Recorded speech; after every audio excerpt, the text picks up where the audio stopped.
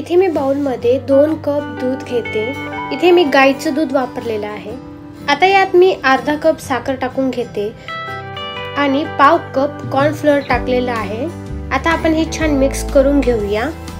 आपल्याला हे उकळून घ्यायचं आहे। त्यासाठी मी इथे पॅनवर हे दूध ओतून घेते आणि आपल्याला हे दूध घट्ट होईपर्यंत उकळायचं आहे। इथे आपल्याला सतत ढवळत राहायचे, बिलकुल थांबायचं नाहीये। 5 ते 7 मिनिटात हे दूध घट्ट होते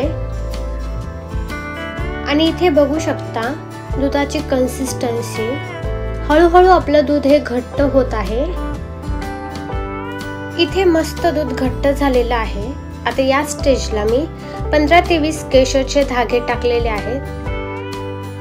यामध्ये तुम्ही केशर नाही वापरलं तरी चालते, पण हे केशर टाकल्यामुळे खूप छान दिसते,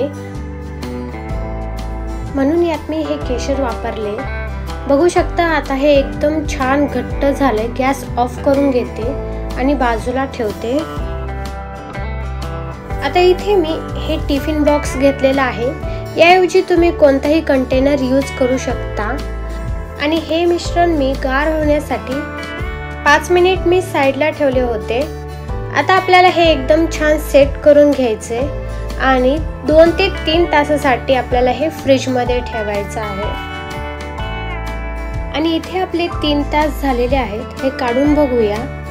वाव, मस्त सेट झालेला आहे, बघू शकता तुम्ही।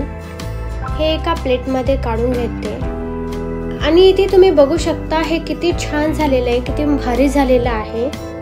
हे असंच प्लेन पुडिंग खायला खूप छान लागतं, पण माझी मुलं हट्ट करत होते की मम्मा यावर चॉकलेट टाक, त्यामुळे मी इथे चॉकलेटचे बारीक असे तुकडे केलेले आहेत आणि ते टाकते। खूप यमी होते हे मिल्क पुडिंग। आय होप तुम्हाला ही रेसिपी आवडली असेल। आवडली तर लाईक अँड शेअर नक्की करा आणि हो, चॅनलवर नवीन असाल तर सबस्क्राईब करायला विसरू नका। पुन्हा भेटूया अशाच नवीन रेसिपी सोबत। तर मस्त खा, मस्त रहा। Bye bye.